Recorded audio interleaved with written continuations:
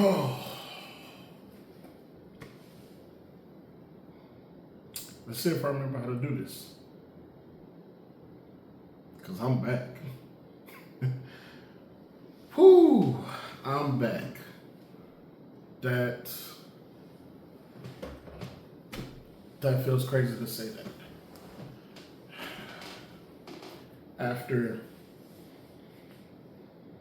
After nearly a decade away, 8 years, I'm back to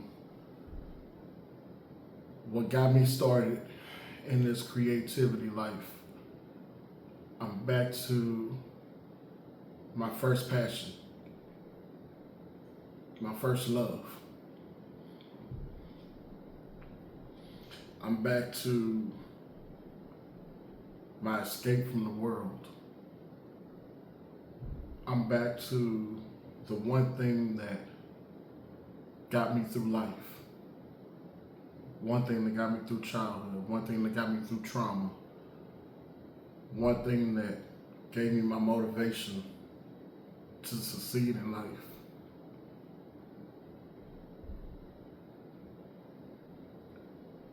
I'm back to music. I haven't put out new music or honestly wrote new music in 8 years. Wow, 8 years. So if you've been rocking with me all this time, thank you. You know the history. For those that ain't been around and don't know the history, my name is D. Davis. And I make music. Scratch that. I make art. Yeah, I make art. I first started writing when I was 8 years old. Started writing short stories, poetry, things like that at 8 years old. I always had a love for writing, and I had a love for music. One of my dreams was to be a recording artist, right? And I'm doing it. I've done that. I wrote my first song when I was 9 years old. Wrote my first song. Crazy enough, it was a love song. Why is that funny and ironic? Because me and love got a love-hate relationship throughout my life. Love it's been a friend, it's been a foe, it's been my enemy, it's been my comfort, it's been my source of strength. It's been everything. It's been one of the guiding forces that made me who I am. Oh, man. So I started writing way back when I was knee-high to a grasshopper. And it originally started as just a way to combine my love of writing with my love of music. And I combined the two. At the time, this was, I'm aging myself. This was the early 90s, right? So of course, hip hop, was my heart. But it wasn't just who I was. It wasn't my only foundation. I grew up with a foundation of gospel music. All the legends you could think of. Mahalia Scott, Kirk Franklin, Yolanda Adams, you name them, I had them all. My mom, my family was big on faith and big on being in the church. So that's the life that I grew up in. I grew up listening to blues, B.B. King. I grew up listening to rock and roll, Guns N' Roses, The Who, God knows, so many other bands. So my musical background, my musical foundation was an eclectic source that all came together to form who I was. And it fueled my passion for music.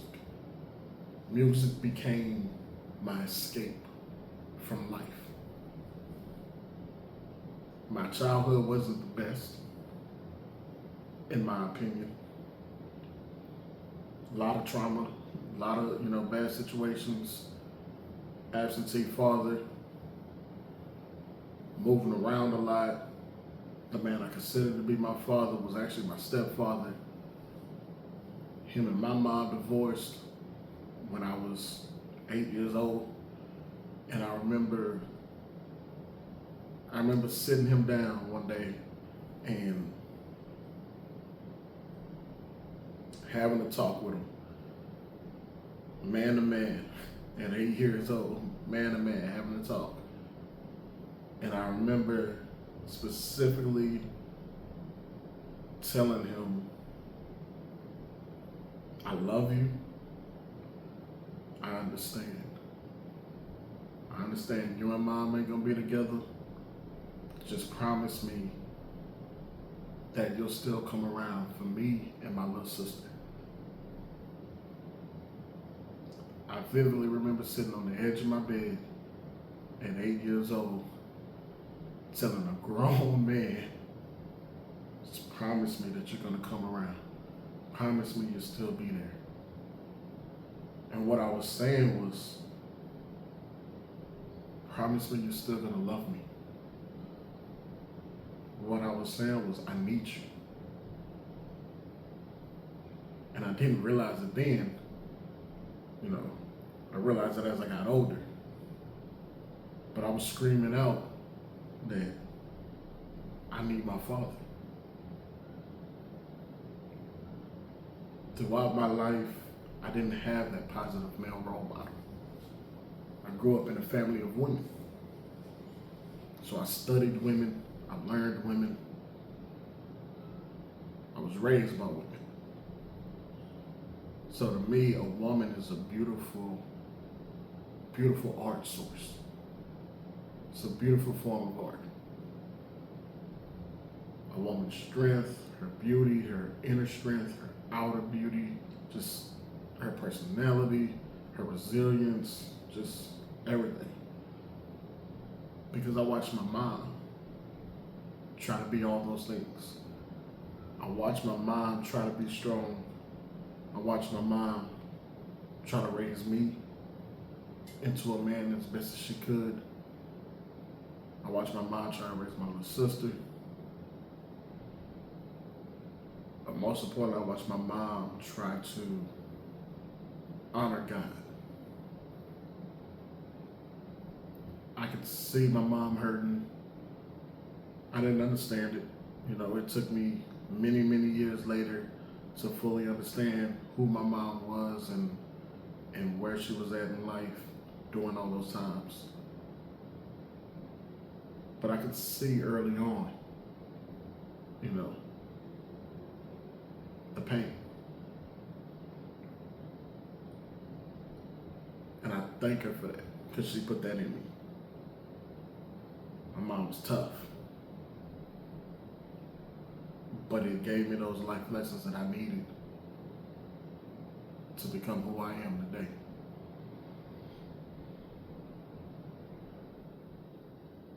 I remember after having that conversation with my dad,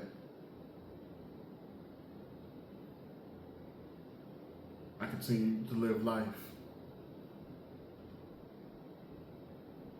And I continue to go through life wondering, where's my dad? He loves me. He's gonna show up. And he never did. I remember watching friends, schoolmates, people on the internet as the internet became a thing. I remember watching people all around me with their fathers and their families and all these different holidays, and cousins and everybody got their pops, and I don't. And it hurt. It hurt. But it was motivation at the same time.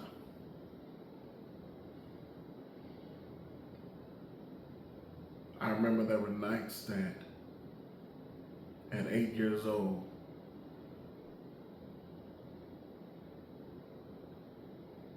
I would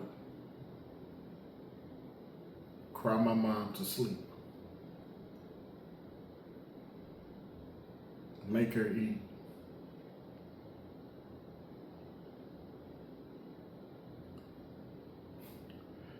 and then leave out of her room and go to my little sister's room and see my little sister sitting on the floor,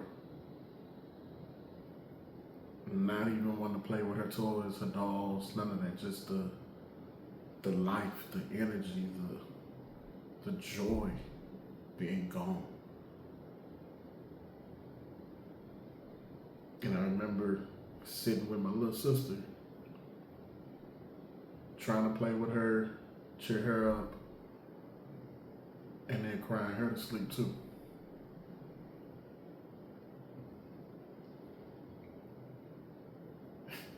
At 8 years old.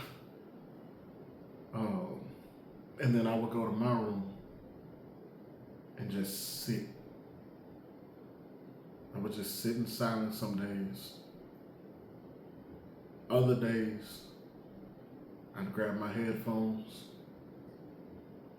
and just put the music in and just let the music take me away. It became my escape. So when I learned to combine writing with music, those poetry, those short stories started to become songs. And those emotions that I was feeling, that hurt that I was feeling, that love that I was looking for, it started to come out. And that is when I learned, this is who I want to be. This is my escape. If nobody else in the world is going to be there for me, this pen, this pad, this music will always be there for me. So music has always been a passion of mine. Always been a passion. Everywhere I went, I had music. Either playing in headphones, playing on the radio, playing on my karaoke machine, or just playing in my head. There was always music. As I got older, I started to learn how to record. So I always joke and say my first studio was a karaoke machine. Because I had one of them old boombox karaoke machines that I could play the song on one tape, put a blank tape on the other side, and then I could talk in the mic at the same time. So I could play the beat off of one, because this was back in the day of cassette tapes, and everybody on the cassette tapes put the instrumental on as one of the tracks on the tape. So I would play the instrumental from the cassette tape, hit record on the blank tape, record the tape, and record my lyrics at the same time. And create my first songs doing that. Sounded horrible. But of course, what do you get from a kid, man, in the 90s? All I knew was, this is the best thing in the world to me. This is my escape. This is who I want to be. This is so much fun. All right, and that carried me literally all the way through high school. Recording just like that. Karaoke machines. And then when I got older, I got in high school, internet started becoming more prevalent. Actually, internet started becoming prevalent around middle school and everything for me. You know, went through all these different things and moving around. But I got into high school, pen was still crazy. I was still writing all this time. By that time, I had lost count of how many songs and stuff I had written. Every major song on the radio, I was remixing. I remember vividly Alicia Keys and Usher, My Boo. I remember writing a whole remix to that. In that space where they, my boo, my ooh. Yeah, I was rapping that whole time during that space. And I used to go around on the school bus, in the hallways, with my friends and all that, because they knew I was cool on the mic with it sometimes. So they would have me rap. So I remember doing that, and I started performing that. And I remember wanted to performing on the school bus, man, and scared to the mother to perform, and just everybody hyping me up, like, yo, nah, that is fire, bro. You dope, you cool, like, it was just live, man. It just fueled that passion in me even more of like, yo, this is what it is. This is what I want to do. I want to make this music. But I also had other dreams. I had other goals. I wasn't putting all my eggs in one basket. I'll tell y'all about that another time. But just know I lived those as well too. And I'm still doing it to this day. My actual professional career outside of music, right? But back to the music. My passion, my life, my struggles, my everything would just go into notepad, go into the pen and pad. Every traumatic experience, every whooping, I'm gonna put it that way. Every disciplinary action that I received, I'm writing it. Every heartbreak, I'm writing it. Every success, I'm writing it. I'm mirroring my style off of guys like Ludacris, Kirk Franklin, T.I. when he came out, just MC Hammer. Yes, MC Hammer, I'm that old. Just everybody that I was hearing, I'm just putting it all together in one sound and boom, putting it in my pad, right? Fast forward through high school, I get a laptop, and somewhere along the line, I end up getting some recording software, Cubase. I get Cubase, and I say, oh, this is it. I'm in the game now, for real, coach. Like, I thought I was on top of the world. My studio was an old SM57, 58 mic for sure. Old performance mic with a sock rubber band around the mic hanging in my closet. And I had a sliding door closet, right? Literally hanging in my closet on my clothes rack with the cable ran directly into my laptop. I didn't have an interface. I ain't have none of that. All I had was an old beat up laptop. Didn't even have a wireless mouse, none of that, because I don't think wireless mouse probably didn't even exist during that time. Laptop, mouse, laptop, Cubase with software with the Cubase software on it, and a mic hanging in my closet. That was my studio. That's where I started learning how to record. That's when I really started to take music seriously. And I was bad at it.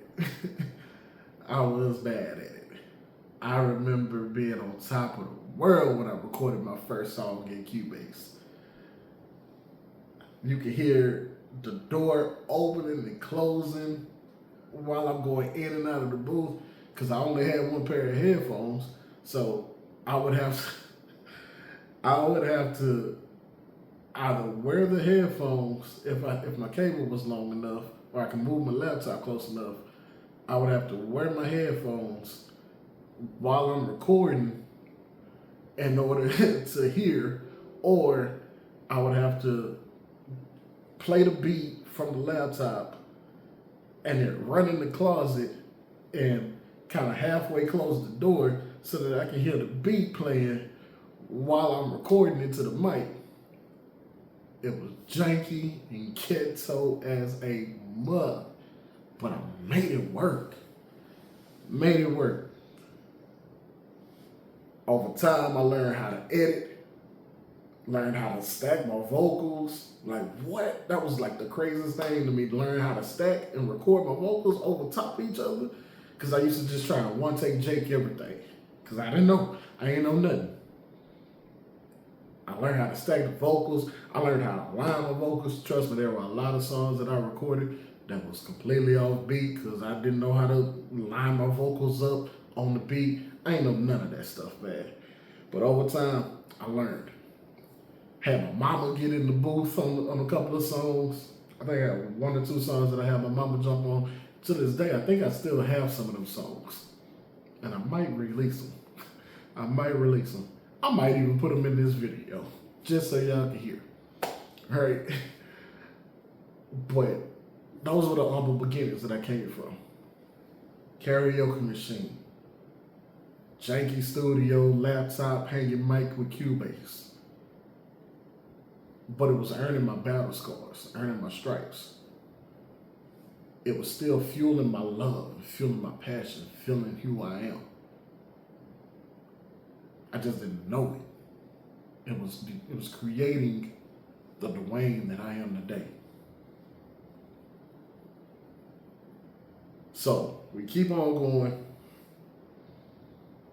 get through high school, and my summer of my either junior or senior year, I go in the studio. Actually, no, let me backtrack. I link up with a couple of my homies from here in Houston that I grew up with, and we decided, yo, let's make a group. We called ourselves TKO, Team Knockouts. TKO, this was a crazy time, right? So we decided, we're going to record a demo. We're going to get signed because we're going to send this demo to all the labels. They going to hear our demo, hear this CD, man, and that's it. We on top after that because ain't nobody out here doing it like us, right? We came up with a couple of tracks. So it's me, my partner across the street, Daniel, and Daniel's cousin. Daniel's cousin couldn't write, but his voice sounded dope on the track. So me and Daniel used to write a lot of his stuff, right? I would come up with a lot of the hooks. Daniel would come up with some of the hooks. We worked hand in hand, right? So me and Daniel were kind of the main two. We picked the beats. We figured out what the song was going to be. And then we write his stuff. We ended up coming down, man, and we decided we going to record 3 songs. We was going to make a 3-song demo.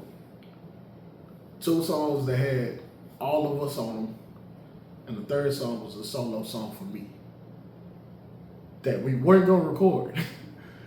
We weren't going to record it originally, but we called ourselves having a manager who was Daniel's older cousin, and our manager heard it, and then we get to the studio, and studio engineer heard it, and they was like, yeah, nah, you got to record that. This is going on here. This is going on the CD.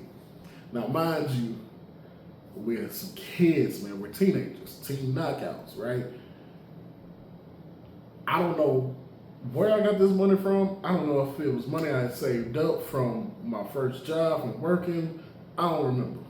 But I remember getting my hands on enough money to actually finance us going into the studio, into a real studio, or what we thought was a real studio. It was some janky stuff set up again, but humble beginnings, right? We get in the studio, Boom.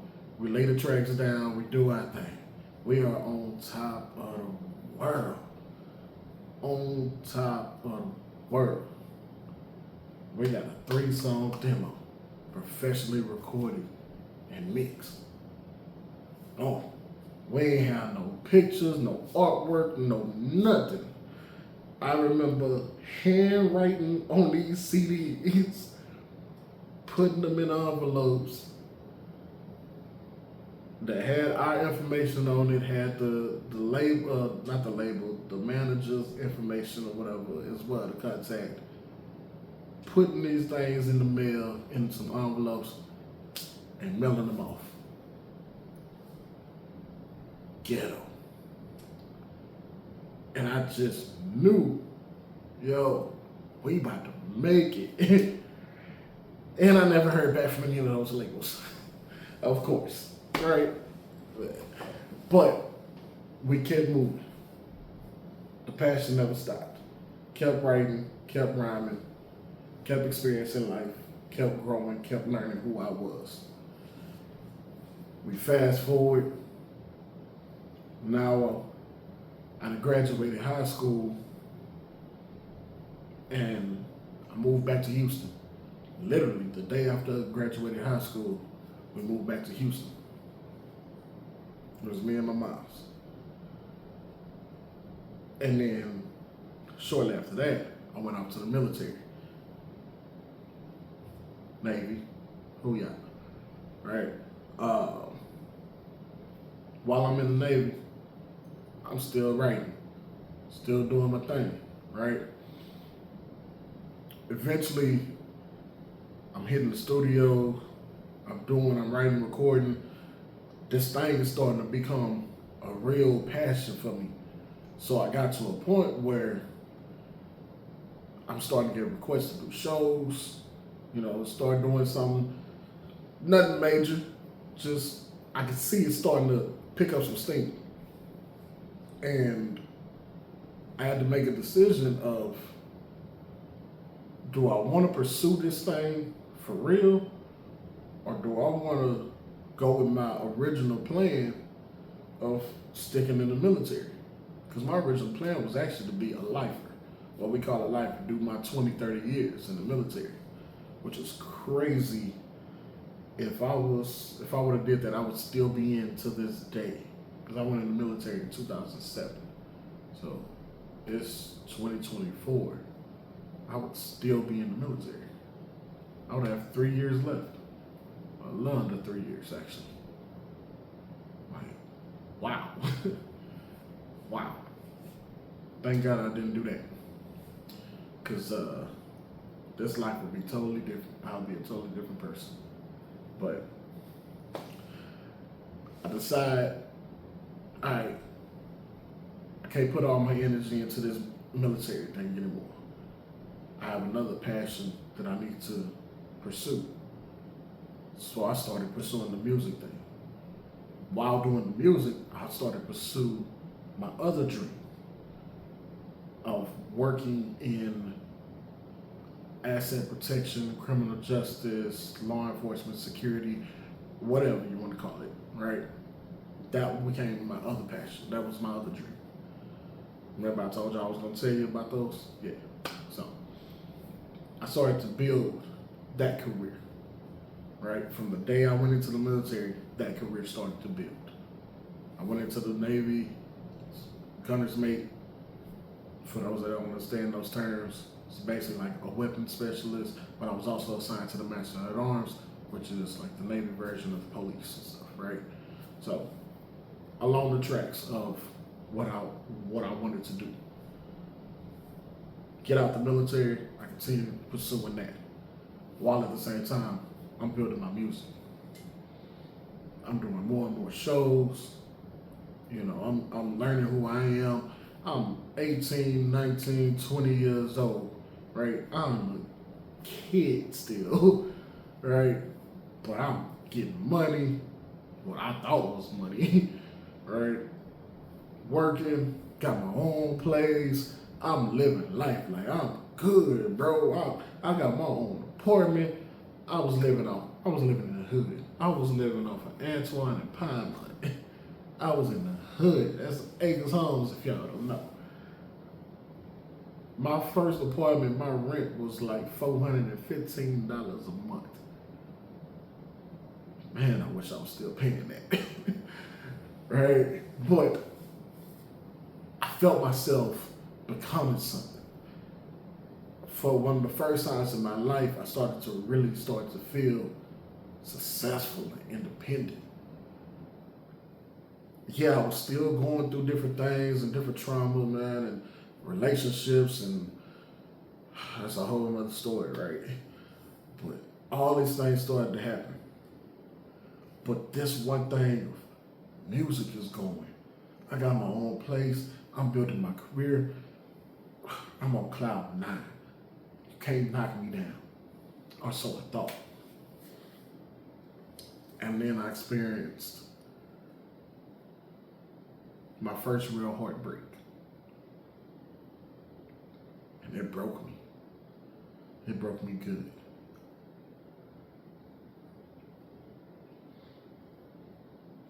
I fell in love with a woman as a child. Fell in love with a woman. Well, I mean, she wasn't a woman when I was a child. We were kids together. I fell in love with her. We grew up dating on and off. Even when I went off to the military, when I was in the military, we were dating on and off. Always had an on and off thing. But it was always something that always brought us back to each other. Like it was known. Yeah, that's it, right? We got engaged mad young. Asked her to marry me mad young. If I remember correctly, I think she was 19 and I was 20, and by the time we would have gotten married, I think I was supposed to be 21 and she was supposed to be 20 or something. It was somewhere around there, like mad young, right? And we come up with a date. We was living together, everything. That apartment that I had on Pinemont, she moved into that apartment with me. Man, we set a date, and 4 months before that date hits, mind you, we hadn't even really planned anything for the wedding yet. We 4 months to the date. We're going through therapy, couples therapy, and the premarital counseling and stuff or whatever. We end up breaking up. Yeah, end up breaking up. And I had so many emotions. Anger, rage, destruction. Those were the top ones. I was pissed because I was embarrassed, because I was heartbroken. I felt like I had been made a fool of. I felt like my love had been played with. The one thing that I always had a rocky relationship, the one thing that I was searching for my whole life, love. I thought I had. And it was just yanked right from under me. So I was pissed. I remember our breakup was not smooth. Because again, she lived with me. Yeah, I remember us going home from therapy that night, talking. I don't think I even talked the entire car ride, because of course I'm driving. I do remember I had Eminem blasting like a mug. probably the same song on repeat. I was pissed.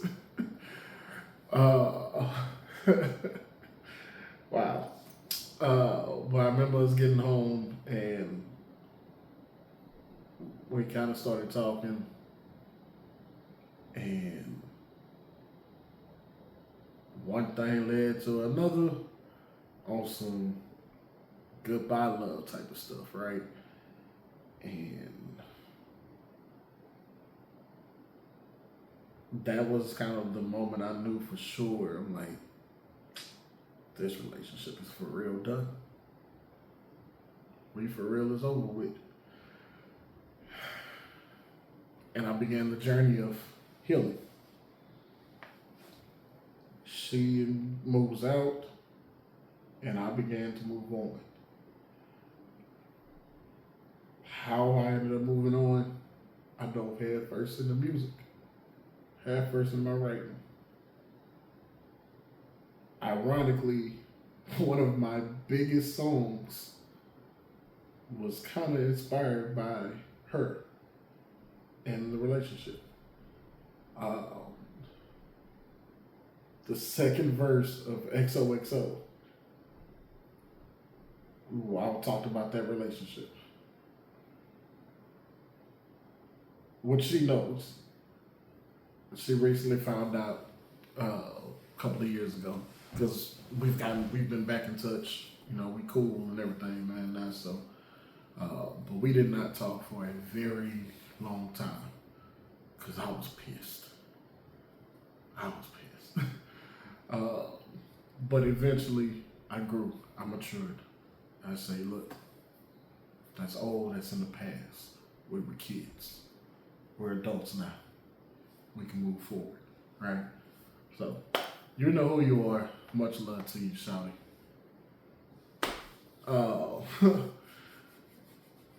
But that taught me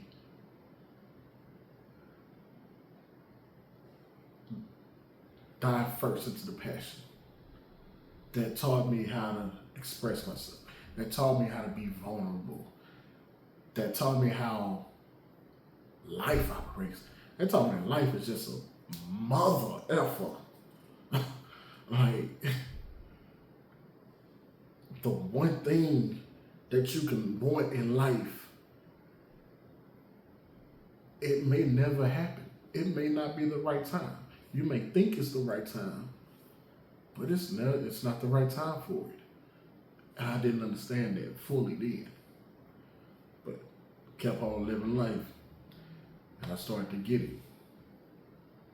That you can have something that may seem to be the right thing, just the wrong time. Wow. Keep going on in life.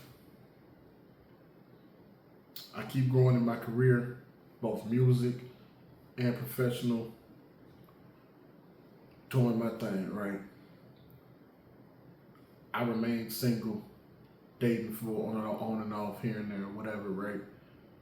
For a very long time after that. Fast forward to 2010, and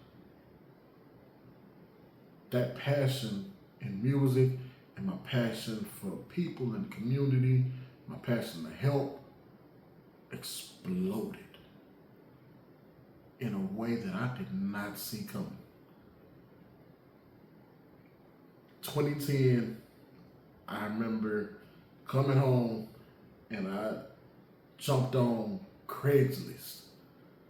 Because they used to have these ads or this section on there for like musicians wanted and you know what I'm saying, or whatever, like posting job posts and stuff or whatever, right?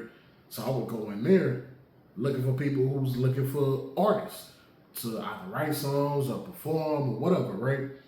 So I would go in there, boom, boom, boom. I remember coming home, looking in there, and I see an ad that was posted on there. It was like, I think it was like Christian rappers wanted, right? Because at this time, my faith was prevalent in my music, right? My art is always reflected. My music is always reflected life, right? It's always reflected who I am, what I see, what I believe in, all that, right? And at that time, my faith was the most prevalent thing in my life at the time. Remember, I told you I grew up in the church, right? So all my music and everything was kind of centered around that. So I'm like, all right, cool. This is dope. They looking for some artists. I'm an artist. Hit them up. Boom. Turns out to be the people that I credit for giving me my shot, my first real shot. Turned out to be my boy Erupt from STC, Still True Christians. Shout out to them, JT, Erupt, Ace, AJ McQueen. I love y'all boys. Always a feather, man. But they gave me my first real shot, what I call. Right? Let me back up. Before that happened, I'm pushing my music, I'm doing my thing still. I met another guy who called himself to be a pastor. He was a recording artist. He sung, like Christian R&B and whatever. But he claimed himself to be a pastor, and he claimed to be general manager of a record label, owner of a record label. So, I linked with this guy. We gonna have dinner, all this and that, man. He talking all the right talk, showing me all the right stuff. He's like, yo, I want to sign you to my label. Man. I say, yo, I done made it. I'm here. I'm Gucci. I'm good. Right? This guy wants to sign me. It validates all the work that I've been putting in all these years. From 9 years old to writing my first song all the way up until 20-something years old. It just validates everything that I've been working for, right? I'm about to skyrocket. So I linked with this guy. I didn't know nothing, man. I didn't know nothing about the music business. And I get shelved. Come to find out, I'm actually the only real artist on the label. He was on the label, he was the artist, but he was the owner. His son happened to be producer. And then there was me. Yep. I know. Listening to it, sound like a setup. But my little dumb self fell right into that trap. We get to working and recording, or get to working. Never did any recording. But along the lines, he tells me, this is what all artists do. This is what all labels do. These artists have to pay dues to the labels. I don't know, so I'm following right along with it. So I'm paying this man every week, every 2 weeks, something like that, a set amount of money. I'm paying him to be on this label and not record, not get in the studio, right? I'm watching us take money and build a studio that I'm not even recording in. And next thing I know, he hits me and he's like, yo, because of all the hard work you've been doing and everything, I want to make you the general manager of the label. My stupid self falls right into that trap. Hey, I'm GM of the label. I'm for sure about to start recording. I mean, I can record anytime I want. All this and that. I got a key to the studio. Everything, right? Yeah, that didn't work. His son was recording. His son was bringing other people in the studio. They was recording. I wasn't seeing nothing. Fast forward, a lady that he brought in to be like the admin of his church and the label, she started putting me on game. I'm like, hey, yo, he pulling your coattail, homie. And I started to peep and pay attention. And I looked up and realized this man they got me for $5,000. I ain't never getting no work done. I ain't recording nothing. This man they got me for $5,000. Stupid. But I didn't let it stop me. I kept doing my thing. I just started putting it in the pen and the pad. Kept on living life. Right? Now we fast forward. Bam, bam, bam. We back to STC, right? Link up with them, right? Hit them up. Yo, this is who I am. I'm D Davis. I saw the ad on Craigslist. Want to know if I can get on with your event. You know, I'll be honored to come out, right? They bring me out. I think it was either that night or a couple of nights later, I can't remember. But they bring me out. I start preparing. I got my cousins, all of them that could sing and all this stuff, man. I'm like, all right, I want you to sing on this song. We're going to do this, this, and this. Man, I just started putting a whole show together, right? I had like 15, 20 songs ready, right? Get to the show, and I walk in nervous as ever. Got my cousins there with me. I don't know what to expect. I walk in this joint, they end up going crazy, right? They show me love, accept me right on in, man, like I was family. Accepted me right in. And boom, they say, all right, well, you're going to go up, next in a couple of minutes, whatever, cool. You're like, can you give us like 10 minutes? Like, bet, say less, I got you. Go up, boom. Start doing my thing. Crowd going crazy. I'm like, this is it. This is what I live for. I love it. I am on my way. Hey, I do my little 5, 10 minutes, whatever, 15 minutes, whatever it was they gave me, right? I think it was like 2 or 3 songs. I do that, and I'm getting ready to get on stage, and they like, yo, you got some more? Keep going. So I'm like, yeah, I got some more. Oh, started hitting them with more and more. Next thing I know, I look up, I done been on stage like a whole 30, 40 minutes, just going and doing my thing, right? Other artists, they showing up, they sitting in the back, they watching, they looking, a couple of them looking like, who is this dude? How is he come out of nowhere and he got 30 minutes on stage? Like, who is this cat? Right? But it was just my time, right? Get off stage, do my thing. They showing me mad love, man, and it validated that thing that I was looking for. Love.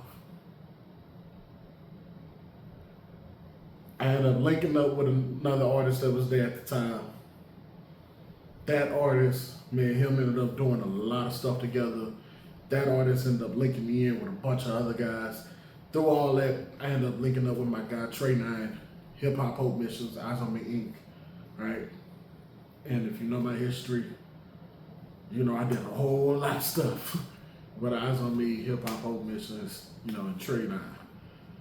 I did a lot of stuff with them from 2010 to 2014-ish, 2015-ish, somewhere around there. I was basically Trey 9 Junior, Trey 9 Shadow, right? All the shows he did, I was right there. When we went to Fifth Ward doing the mentorship, doing Bible studies, doing Hip Hop Hope Tuesdays, I was a sound man. I was picking kids up in my car, taking them home. I ain't got no gas in my car. I'm literally praying my car don't cut off, but I'm there. Everything we was doing. We end up going out to Brookshire. All right, cool. I'm going to Brookshire. I actually moved to Brookshire. We renovating the house. I became the house manager out there, man. Just started running things out there in Brookshire. We driving the shuttle bus, again, picking the kids up, taking them wherever, every show that we got. We're doing mentorship in the schools. I'm right there, right? Leading the classes, right?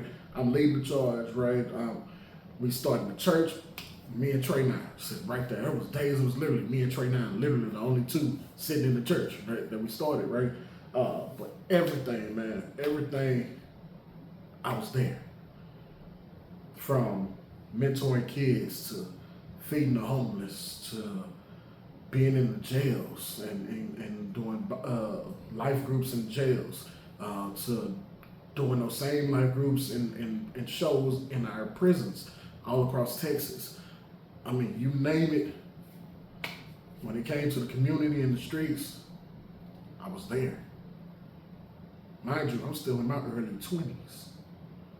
So I'm learning how to grow up. I'm learning how to be a man.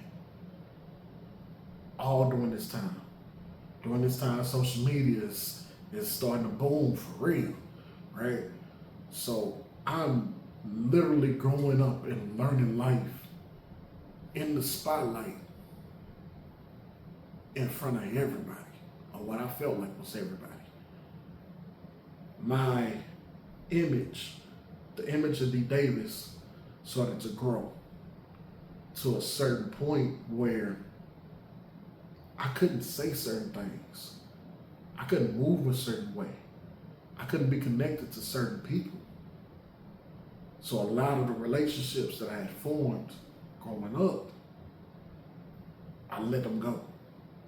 A lot of people that I knew from life, I let them go because my image of D. Davis was here.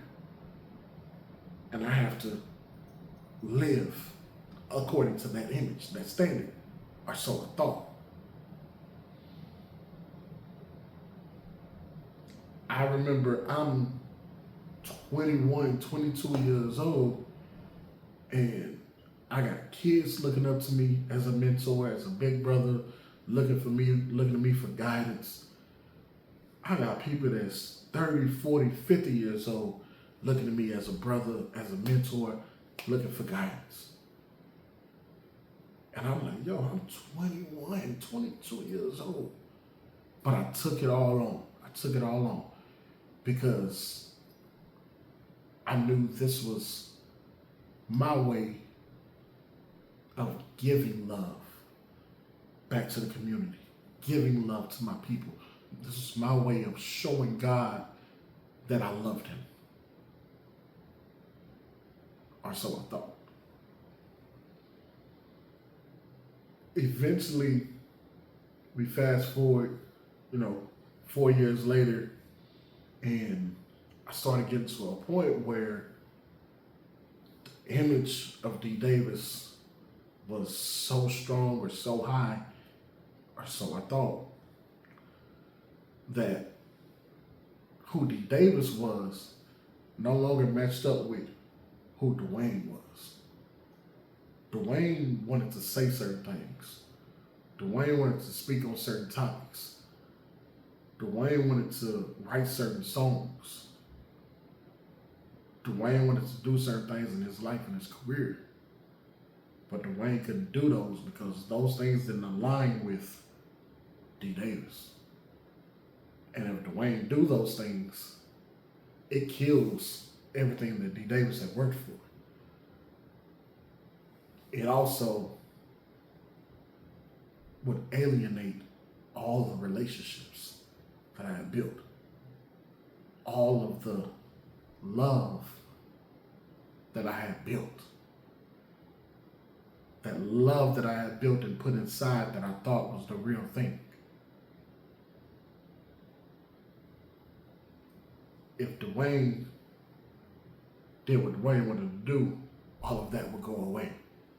So I struggled for a very long time of this is who I am, but I can't show who I am. I have to be this person. And I started to hate and to resent this person. I started to hate and resent D. Davis, which in turn slowly started to kill my passion for music.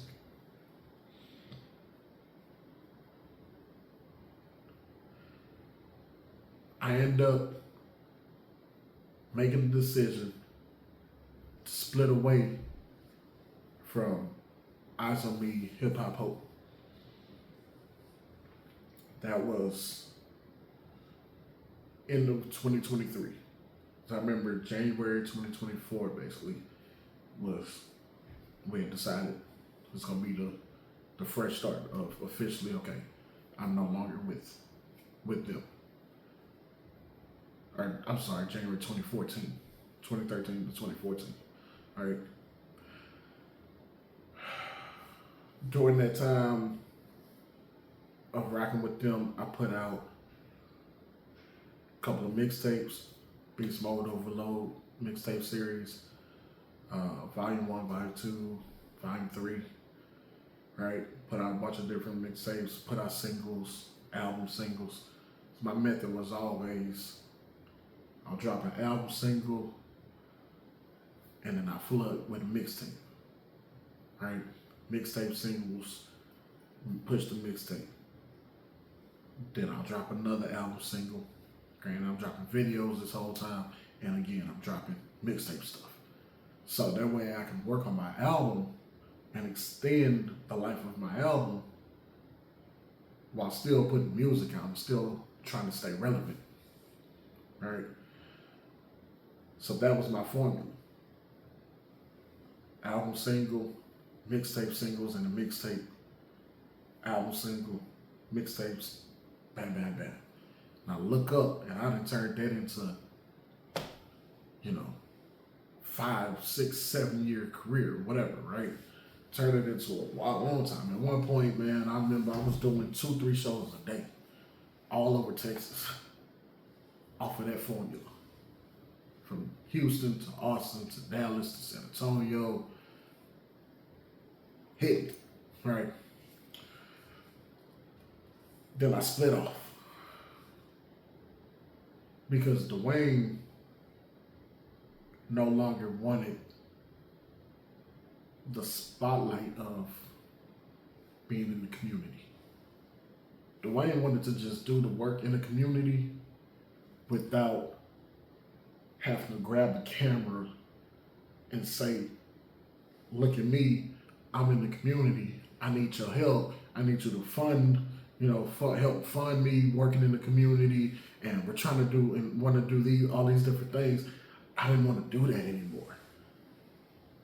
I didn't want to do the politics of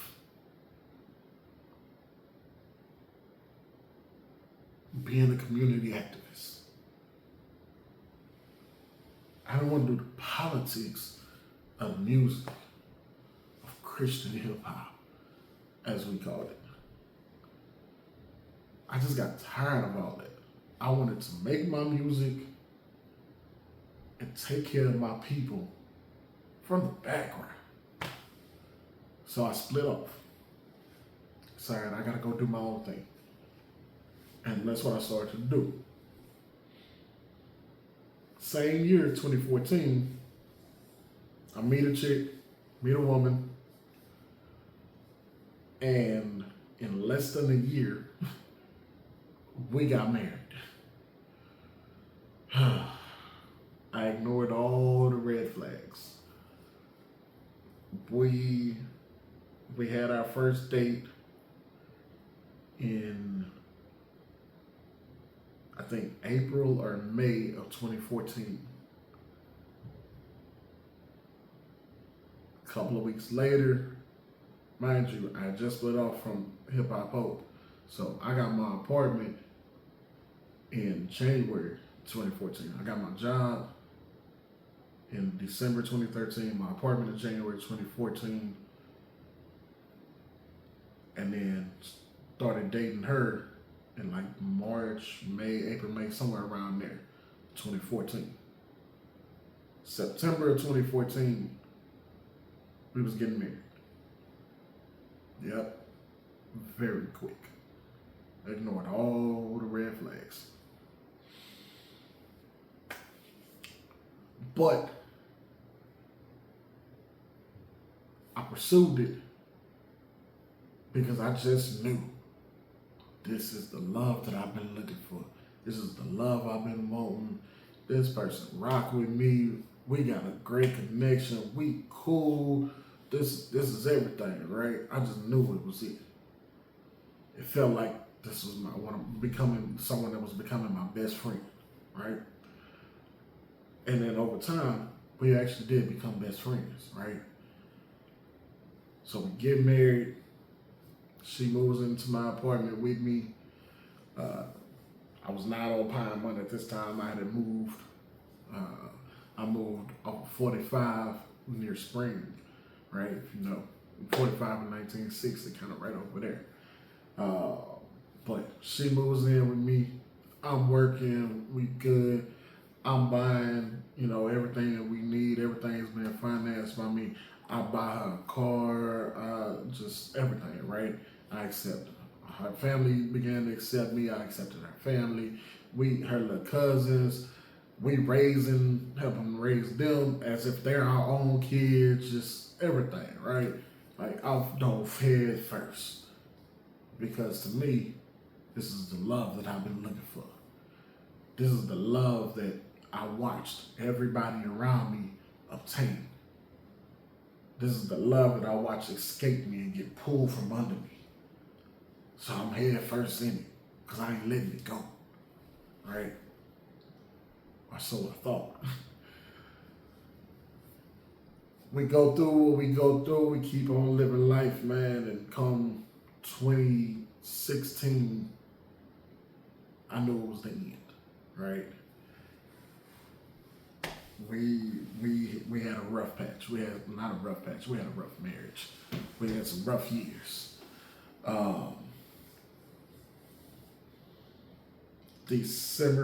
Not December. I'm sorry. Thanksgiving Day, 2016. We separate. Yep. On the day that we're supposed to be giving thanks and supposed to be full of love and happiness and family and love and all this other stuff, and we arguing, we debating, we going back and forth. And I remember us sitting in bed arguing, and she says 6 words that broke my soul. Not just broke my heart, broke my soul. I don't love you no more. And it was at that moment that I knew for sure it's time to go. I remember throughout the entire marriage, there were times that I would just cry out to God, fix this. Like, you wouldn't have given me this wife and given me this life if this ain't what I'm supposed to have. I'm like, God, fix this. I would literally go in my closet, because it wasn't just my closet, it was my prayer closet. I would go in my closet and just cry and pray and read my scriptures, man, and just cry out to God, just like, God, fix this. I don't know what I'm doing. I've never been married. I don't understand this. But God, fix it. I'm trying to honor you. Fix this. And it just seemed like it would just keep getting worse and worse. I would talk to people close to me, get my advisory team, whether it be a sounding board off my mom or my boys that were married, just like, yo, what's up? Like, fix it. Trying to figure out different ways to communicate, everything. Nothing's working. Nothing's working. And I eventually remember one night crying in that prayer closet. And I remember feeling God telling me, bro, you fighting to keep something in your life that I'm trying to remove out your life. Light bulb. Light bulb went off at that moment. It was that aha moment, like, oh, okay, I see what it is. Oh, Oh, you telling me I did this? I caused my own pain. I caused my own heartbreak. I did this because I got into this thinking that this was the one thing I was looking for, not realizing this ain't what I was looking for. I got into this. I ignored the signs. I ignored red flags. I chose not to walk away. I chose to continue pursuing this. I was like, I did this. Oh, I did this. I lost who I was. I lost sight of myself. I disconnected with everything and everybody around me. I broke my own heart. I yanked the love right from underneath me. And it was at the moment, man, that's when I knew I let's make a change. At that moment I decided no more crying.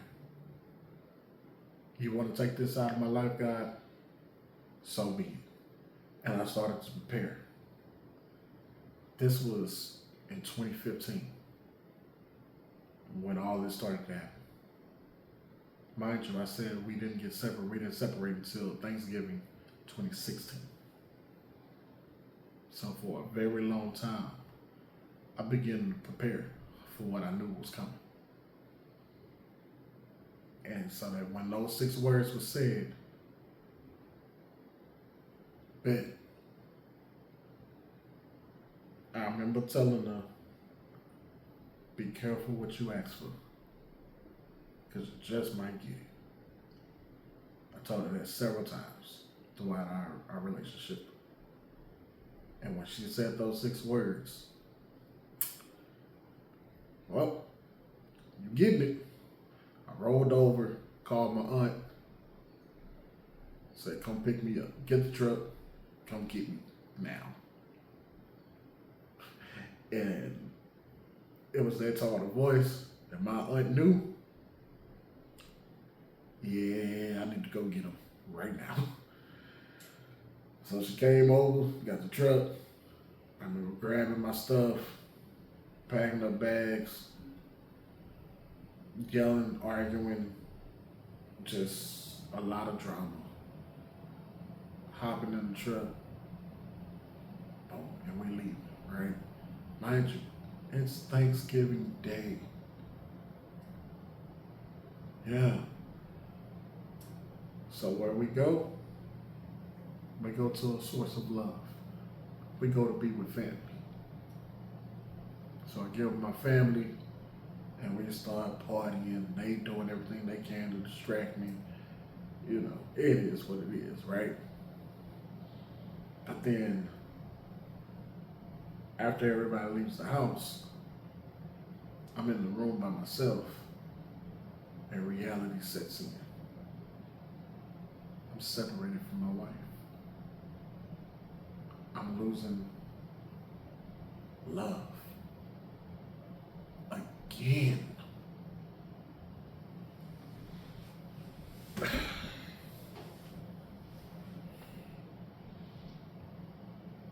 And it hurt. I didn't know how to process it. I'm in my mid-20s and I'm losing love again.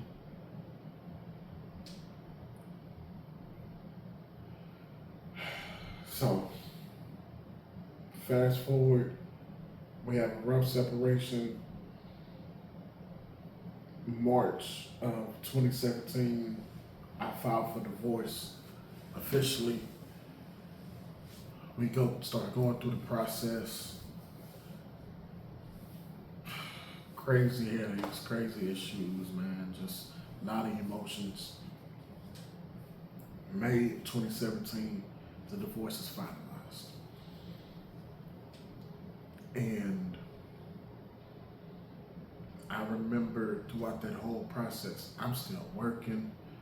I actually at that time I was full time in my music and everything, right? So I was running sound. I was full time in this thing. I remember going to the studio. Cause by this time I'm in the studio, right? I didn't make connections with folks, man. Music was doing this thing. So I'm in the studio, right? Recording. I remember walking out that courthouse and just kind of feeling the weight just kind of lift off my shoulders. But at the same time, a weight dropped in my heart.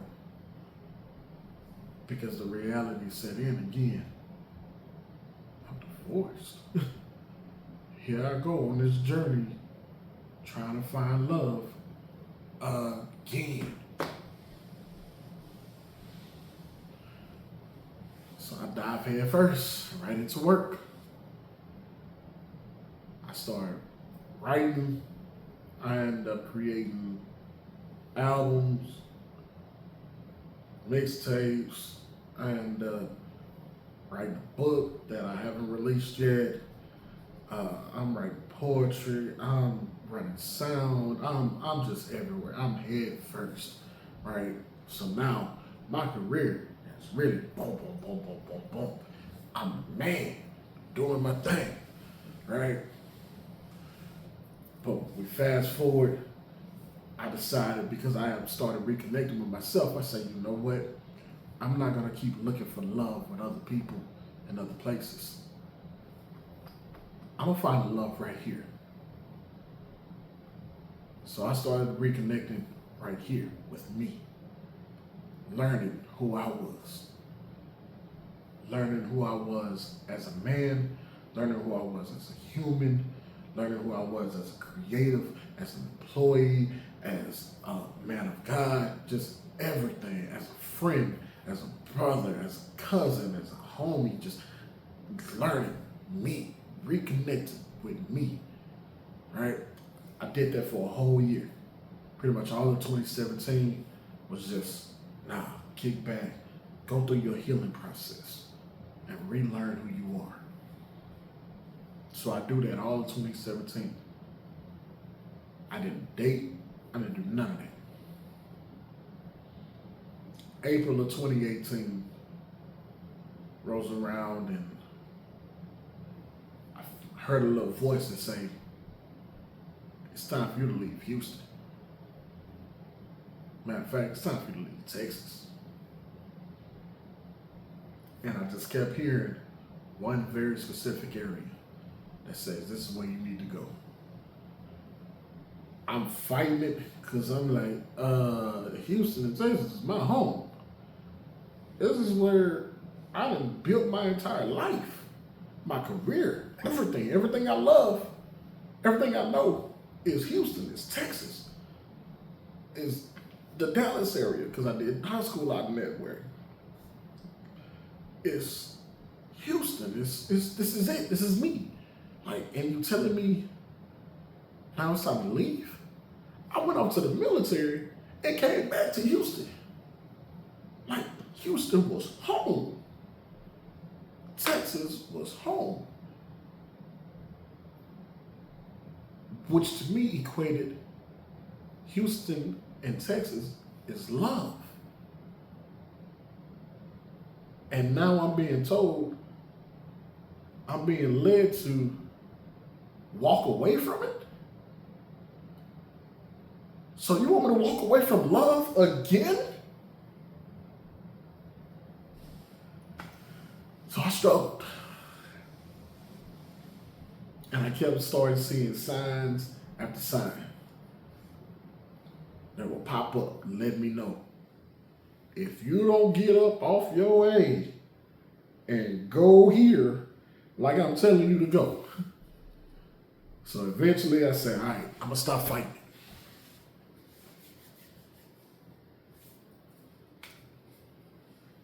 I started trying to plan it out, looking for jobs, everything, right? It wasn't happening. I was flying back and forth. looking for jobs, looking for apartments, going on interviews, doing all that. It wasn't happening. I eventually get one that I started going through the process with, and it's looking promising. And I eventually get to the point where I say, all right, I'm just gonna have to go ahead and take a leap of faith, bet on myself, and I'm gonna have to just move out of here. Because ain't nobody trying to hire somebody from out of state. So I bought a one-way flight. I packed one bag. I had my laptop, my Xbox, all that in my backpack. That was when I had an Xbox 360. So I had all that in my backpack, and I had my one gym bag that had all my clothes, and whatnot in it. That's all I took. Everything else, I started to give away, sell it off, whatever. I don't care. This is all material stuff. Take it. I'm done. All right. Bought a one-way flight. And then I announced to my family. I remember we were at dinner celebrating my sister's marriage. My sister had just gotten married. And I remember looking at the table. I'm like, my whole family's at the table. Well, this is the time for me to announce it because I need to let them know what I'm planning. And I announced it. Hey, yo,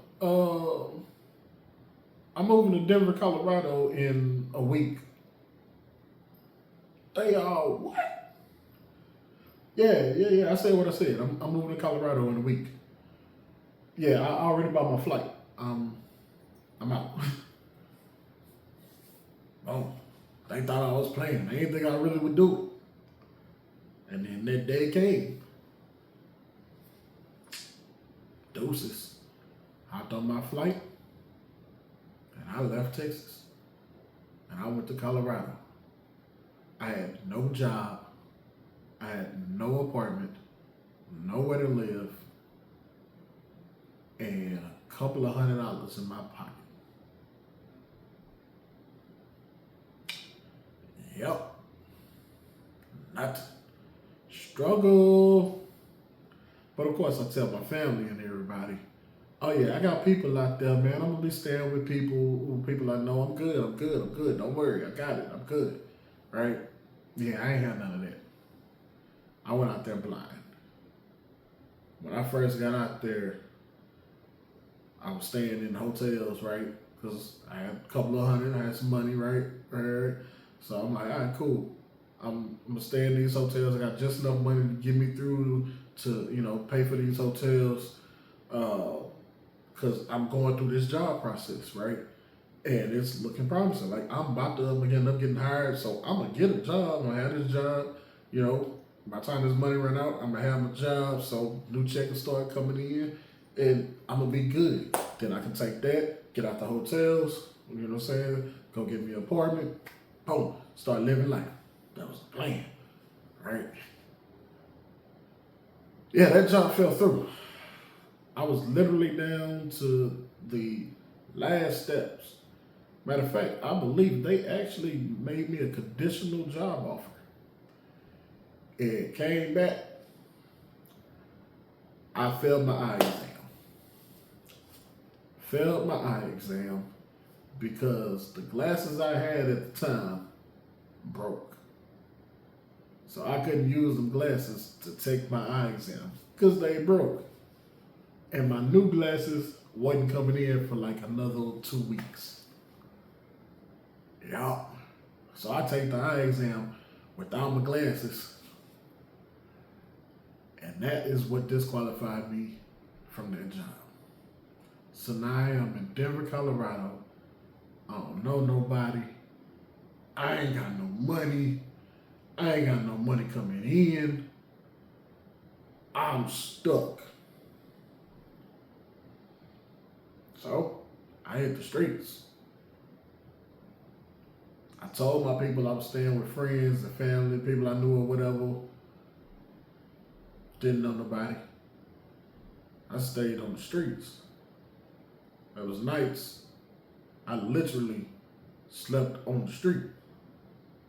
Find me a little corner somewhere, curl up on the side of a building and be out. Wake up just enough time before people start really moving around. And I'm walking around on the streets. Bus started to run. All right, I'm hopping on the bus. Train runs. I'm hopping on the train. All right. Boom. I go to the airport. I was going back and forth. All right. I go sit at the airport. I'm like, airport's open 24 hours a day. I'm going to go sit at the airport while I figure it out. So I do that. Mind you, while I'm sitting at the airport, I'm people watching. One thing never left throughout all this. Pen in the pad. Well, of course, by this time, we on phones, right? So I'm jotting down everything in the phone. Mind you, I didn't really have a passion for making music like that anymore. That kind of died out. That it started to die out. That started to die out when I left Eyes on Me Hip Hop Hope in 2014, which is again when I got married. Right? So that kind of started to die. So from music wise, we had mixtapes, all this. The album never came out, right? I was working on the album all those years, never came out. But I had all these mixtapes. I had album singles, all this stuff that I put out. 2014, 2015, 2016, I'm married. My passion for music starting to fade. I do a collab album with a producer who happened to be one of my boys. It was my bro. It was one of my best friends at the time. You know what I'm saying? So we say, let's do a collab album. We literally create this whole album from scratch, right? Just me and him doing everything. We do this whole collab album, everything I was going through, from leaving Hip Hop Hope to things in my marriage and everything I was seeing in life, I put in this album. And we called that album Maniac. Because that's what we felt like. We felt like some maniacs. We felt crazy, man. Because we felt like the world was trying to play us. We felt like the church was trying to play us. We felt like life was trying to play us. We felt crazy. We felt like we were outsiders, like we didn't fit in into any of these groups. But we fit in and we connected with each other. We felt like we saw things differently than everybody did. We felt like we saw something that was bigger, that transcended religion. And as I got older and started to understand it more, I started to realize what we were actually understanding, what we were seeing, what was transcending all of that was life. That's who we were talking about. That's what we were actually talking about all this time. Everything that I had been going through, everything that was making me who I was, it wasn't love. It was life. Everything I put in my music was life. So that's what we made an album on. The Maniac collab album was about life. So we put this album out 2016, right? Again, mind you, got separated, divorced, all that, right? So 2016 was technically the last time that I put out new music. Because that was the last new album that I put out. The last new stuff that I had written. So we put this album out. Then we ended up having creative differences on how to promote the album. From his side, he didn't see the response that we wanted to see, because a lot of his connections and people were still in the church. And the type of album that we created didn't rock with the church. It was taboo subjects. We talked about all the things that the church didn't want to talk about. There was no cursing, no profanity on the album. It was a clean album, but it was a raw album. It was the stuff that, we couldn't go perform this in church. So from his side, the numbers weren't there. My side was different, because at that time, I not only had connections from the church, but I had what the church called secular. I had real world connections. I had people in the music industry. I had people who had won Grammys and all these other things that I was working with. I had a team. I had folks that was out here, folks that was connected to major artists. That's who I was around. So they're hearing this stuff and they're giving me straight love, like, yo, this is fire. You got a unique sound. This is dope. So we start deep diving. They're hearing my stuff individually.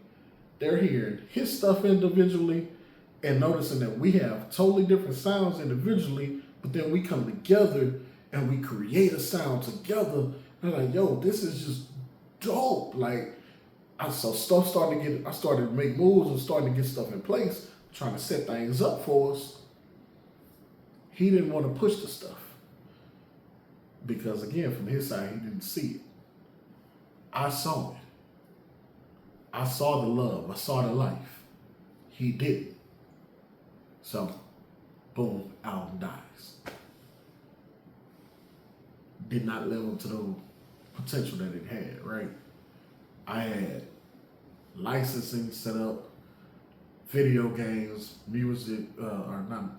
video games, movies, TV shows, had all kind of things, man, that I was trying to get this stuff on. But me having love for my brother, me being respectful of my partner, was, if you don't want to push this, then we're not going to push it. Because I own half of it, you own half of it. I'm not going to make decisions about our creation that you don't agree with, and vice versa. So the album dies. Along with that, so that my passion with music, it was completely gone by that time. I said, all right, I'm done making music. And come my 30th birthday, I officially announced I'm retired. I had already started fading away. But come year 30, September 8th, 2018, year 30, I officially announced I'm done making music. And I walked away. And I went head first into my professional career. Just head first into life. The whole time I'm away, I disappeared from social media, just disappeared from the community, a lot of community stuff that I was doing. And I just went real in my own world, my own zone. Just let me work, let me build, my dating life, whatever, right? Let me do the things that I was doing in the community. Let me do them on a smaller scale in my own way, right? So I just went into that mode. And I did that for a long time, right? Entrepreneurship, starting businesses, just all kind of things, man. Just boom, boom, boom. Just head first. Music is done, right? But the whole time, music never really left. It never really left me. The whole time, I would still get random bars, 2 bars, 4 bars, right? Random lines pop in my head. And I just spit them off here and there, right? Eventually, a couple of them would hit so hard, I'm like, I need to write that down.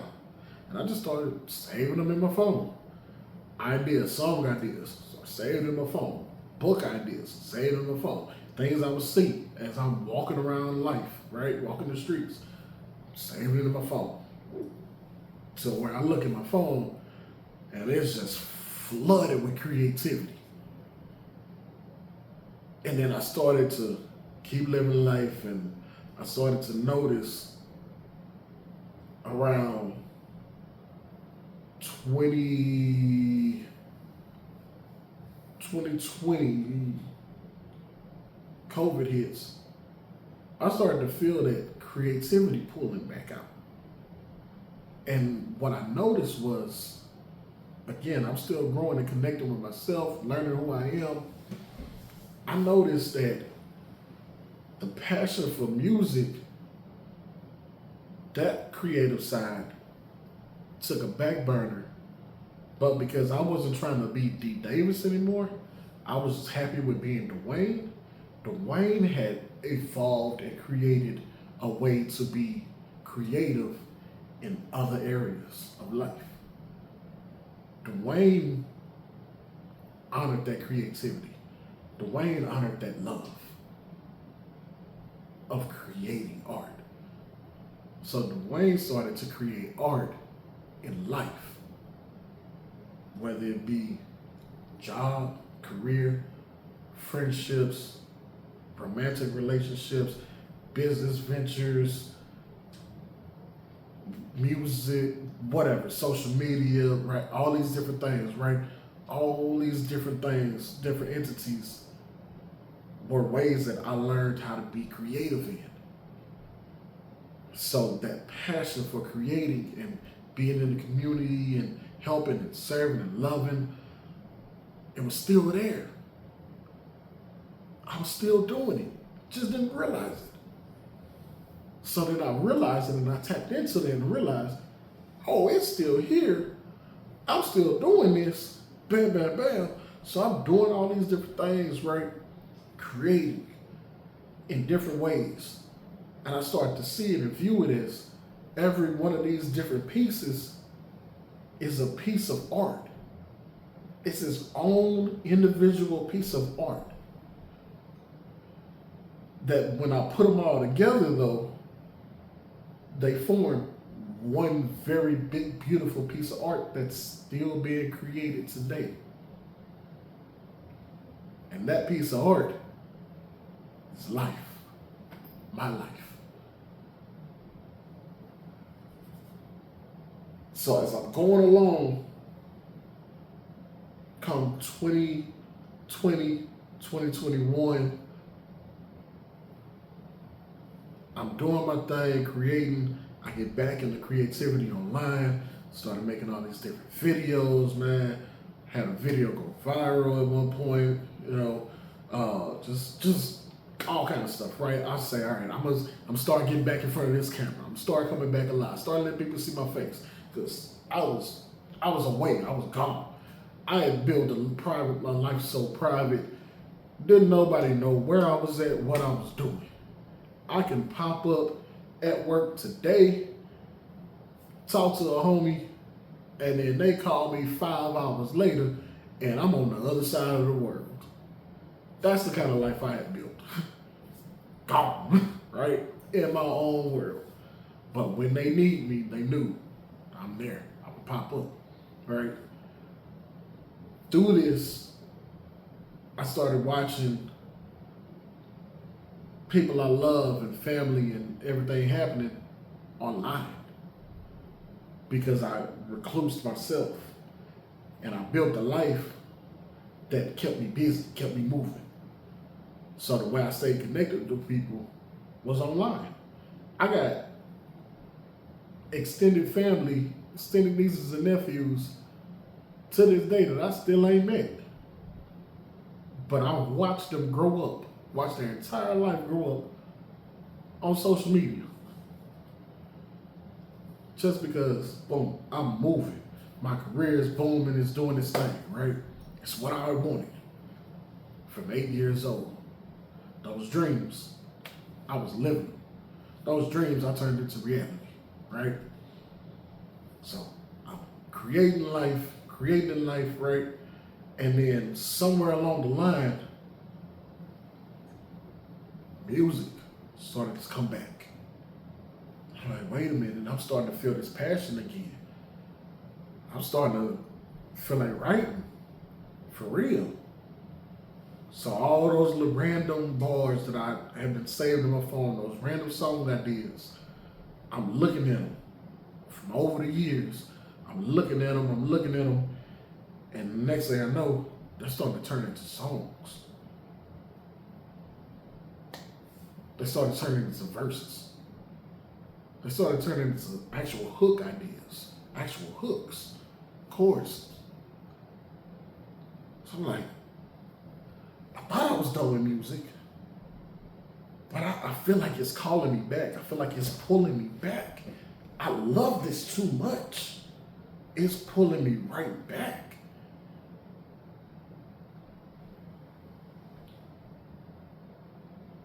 Is it time for me to go back to music? Can't be time for me to go back to music. This is who I am now. I'm a career man. I rock suits on a daily basis. I wear a suit to go, every day. Like I ain't rocking jeans and t-shirts and fits and all this other stuff. Like, I get up every day. I put a suit and a tie on. I get dapper Dan up and go get this money. That's who I was. But music is like, nah, homie, I'm back. I'm coming back for you. So I started to feel that urge to create again, making music. Mind you, I'm still creating in all these other areas. And in 2022, a good friend of mine, somebody I love and adore, I remember they posted something on social media that slapped me hard. They said, all the old, because they were talking, they made a post for creatives. And they said, to the creative that's holding onto your old art, you've been sitting on it for the longest. Release it. And it hit me. I got a whole album that I started working on in 2010. It's 2022. 12 years later. And this album I'm still working on and never came out. I'm feeling the passion for music again, but I can't create new music because I'm still focused on the old music. I can't make room for new love because I'm still holding on to and focused on old love. So I see that post and I say, bang. I take what I had, all the old songs, whether they had been done recording, mixed, mastered, whatever. I didn't care. I put all this stuff together and I put it out. January 2023, I released the Journey Through Love album. I put this album out, and I say, it's gonna do what it do. Because at this time, I'm no longer making music for fans and for people. I'm making music for myself. That started with the Maniac album. Where I said, I can't be this for everybody. I can't be this image anymore. I have to do this for me.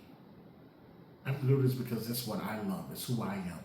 I have to do this because I'm tired of putting my emotions in here, just holding on to it. I gotta get this off of my chest. So I started making music for myself. And whoever rock with it, rock with it. That's the way I lived.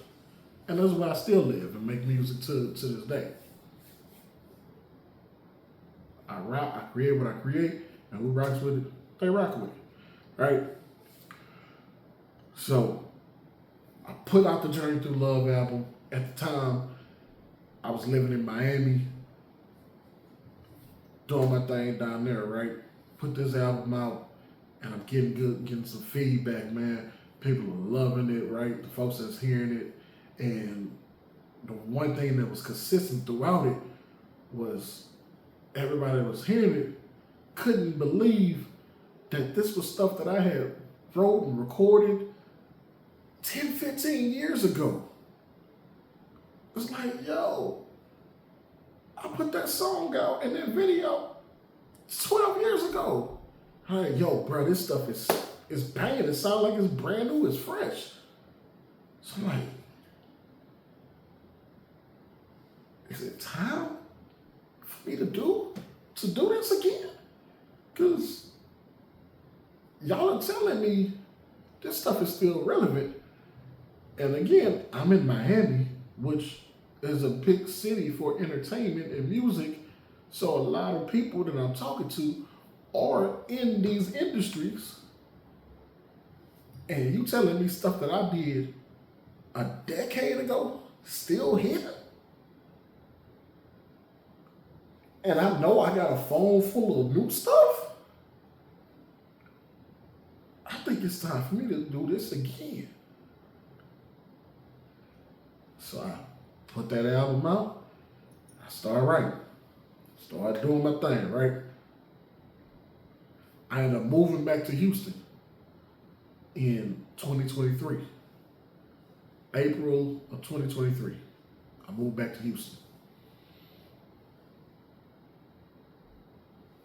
I got my gear. I got a home setup, studio set up where I can do pre-production stuff. And now, again, I'm still flirting with the idea of creating music again. I'm starting to actually write songs now. So I'm like, all right, I'm gonna play around with this. I got some new material, but I'm rusty. I ain't put out nothing new since 2016. It's 2023. It's a long time. It's 7 years. I don't know if I can still do this. I don't know if this is still hitting like that. So I say, you know what? I'm gonna do a mixtape. That's what I'm gonna do. I ain't, you know what I'm saying? Because I ain't sure if I really want to go back in there. So I don't want to spend the money on buying beats and going to the studio and, you know what I'm saying, the whole process of making the album. I'm like, I ain't trying to go there yet because I don't know if I'm still passionate about this like that yet. I ain't locked in with it all the way yet. It's calling me, but I ain't fully locked in. So I said, I'm gonna do a mixtape. Get to writing, and it ain't happening. As I'm writing and I'm thinking about it, I kept hearing that voice again that said, nah, this ain't mixtape, homie. You doing an album. If you gonna do it, you gonna do this. And you got the perfect subject matter to talk about. You ain't talked about your life since 2016. I say, wait a minute. The Journey Through Love album was released in 2023, but it was my life from childhood to 2014. Then the Maniac album that was released in 2016 was my life from 2014 to 2016. So Journey Through Love, childhood to 2014, Maniac 2014 to 2016. And then Nothing to represent my life from 2016 to current day. So I say, nah, this can't be a mixtape. If I follow in my pattern, this gotta be an album. And the moment I decided this is gonna be an album, all the lyrics started to flow. I started getting all the song ideas, getting everything together that I wanted to talk about. Everything just started to flow. I started to see the videos. I started to hear the lyrics, the harmonies. I started to hear everything, man. The whole rollout for the album, everything just started to come to my mind. And I got a whiteboard and I started writing. I just started putting everything down. The number of songs that I want to put on the album. I'm big into the study of numbers, the release dates, just everything, man. I started putting it all together, and it just started all to add up to line up to basically tell me, you ain't done with music, homie. It's time. You doing this. So I started working on it, buying beats. I got with my producer, Martha Mo. Shout out to my bro. And I hit him up. I bought a couple of beats from him, one or two, one-off beats that I bought for songs that I had been thinking about all them years. And I hit him and I said, bro, I think I'm about to come out of retirement. And I want you to produce the whole album. We got on the phone, man, and I tell him this, and I remember him telling me, it's about time. He said, it's about time, bro. I've been sitting back watching the game, watching the music industry, and watching, our circles and stuff, man, and it's time for the OGs to come back. And I sat back and I laughed. Cause I'm like, you sure all right, bro. So, Marv from Mo Beats, I love you, bro. We had that conversation, man, and that really pushed me into doing this album. So I hit Marv, we gonna do this, right? And then I disappear again. So I'm working all that, right? And the whole time, I'm really looking on his website. I'm scouting beats. I'm looking at other producers. I'm looking at all kind of stuff, right? Bam, bam, bam. Trying to put stuff together. None of the other producers was working out, and that's when it really hit me. Marv gonna end up doing the whole album. So I go on Marv's website. Every beat that I need for this album is on his website. I just started scrolling and hearing. And as I'm hearing the beat, songs popping up. Songs popping in my head. Already starting to jot down ideas. Bam, bam, bam, right? Going in it. I hit him up. Hey, yo, Marv. I need like 5 beats from you, 6 beats, something like that, right? Because I had already got like 2 or 3 from him. So I'm like, yo, I need like another 5, 6 beats, something like that, right? For this album. He said, bet. We talked to business. We handled it. I sent him the list of beats I want. He sends me the files. Boom, boom, boom, boom, boom, right? So I had an original plan for a certain number of songs for this album. And I was only going to buy a certain number of beats for this album. Marv messed around and found out that I'm coming out of retirement. Marv started emailing me and texting me beats every day. Sometimes multiple times a day. And all the beats that I'm hearing, I'm getting song ideas. So next thing I know, them 5 beats that I was supposed to buy from Marv, it turned into me buying like 10, 12 beats from Marv. So I'm like, okay, this album about to be bigger than I planned on it to be. And sure enough, it is. But every joint on there is produced by Marv. So hit Marv, so we get that going, bam, bam, bam. I get the beats. I'm writing. I got my home studio set up. I'm recording here at the house, getting the ideas out, right? I would literally come home from work, be sitting on the couch, dog tired, watching TV, watching a movie, whatever, right? And then in the middle of watching the movie, a song idea hit me. I start writing. And then along that line, while I started to think about it, why am I writing? I got equipment. So I changed my process. I started to change my recording process. Because all I knew was, up until that point, was hear a beat, write a song, then go to the studio and record it. I don't like it, or there's tweaks I want to make, I go back, listen, bam, bam, bam. I go back to the studio, make those tweaks. But my process started to hit of, Dwayne, you got gear at the house. The idea hits, record it right then and there. Get it out your head.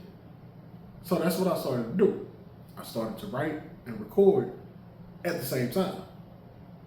So, boom, hook idea hit me. I get right up, fire up the laptop, fire up the Pro Tools, bam, bam, bam, bam, start recording. I record something, right? I at least get the hook out of my head. And then I would go back and start writing the verses. Next thing I know, I done put together 4, 5, 6 songs. I'm like, okay, I'm back into the groove of this thing for real, right? Start creating that album just like that, and I write everything, and then I hit my boy, Mix by Brandon, aka Cypreme. He gonna kill me for that. Hit him up, was like, yo, I'm coming out of retirement, bro. I'm recording everything with you. I need you doing the mix and mastering as you've always done. All my stuff, he's always done, right? My collab stuff or mixtape stuff, you know, I did those with other people, right? But all of my solo album related material, he's been the one that's touched all my stuff, right? So Mixed by Brandon has done all my mixing and mastering. So it was only right that I hit him up and say, hey bro, we about to do this album. And the moment I tell him I'm out of retirement again, he look at me and he say, it's about time. Because he had been trying to pull me out of retirement for years, but I wasn't going for it. So hit Brandon up, boom, schedule a session, so he knew it was real, right? Book a session, get in the studio, boom, start creating. First session I booked was like a 6-hour session, right? And I think we recorded like 4 or 5 songs in that time frame. Yeah, so I say, all right, I'm back for real.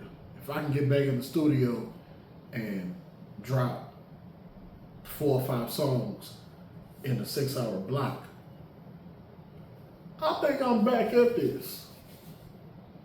B started hearing the stuff, and he's like, yo, now you back, bro. You back and you different. You back and you different. Next session, I book another 6-hour session, 4-hour session, something like that. We drop another 4 or 5 songs.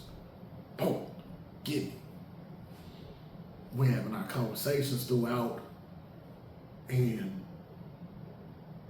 throughout the whole process of recording and creating the album, it's hitting me. I'm at peace with myself. I'm at peace with the world around me. I got a good job, making good money. I got my family around me. And I ain't talking just the blood that runs in me. I'm talking my family, the people that I know love Dwayne for who Dwayne is. I got my tribe, right? I looked up and I realized that the love that I was searching for, I had built. I had built it. But it started with loving myself first and knowing who I was first. All the pain, the trauma, I grew from it.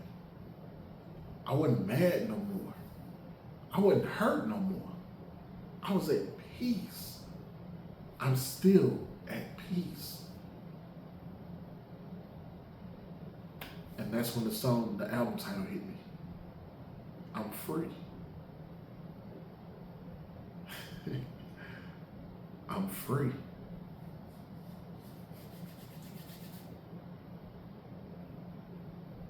That's crazy.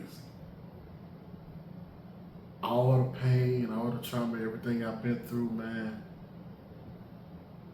All my passion for music, for people, for community, for family, the love to serve, just everything, bro. The love that I thought was real, that wasn't real, to me discovering that my love was actually life and my passions was life, and just that my art reflected life, and just everything, bro, all came together as these individual pieces of art all started to come together, and I started to see that bigger picture and be happy with it. I can honestly say, sitting here today, I am happy. I am full of joy. I'm full of love. And damn it, I'm back, because retirement sucks. I'm free.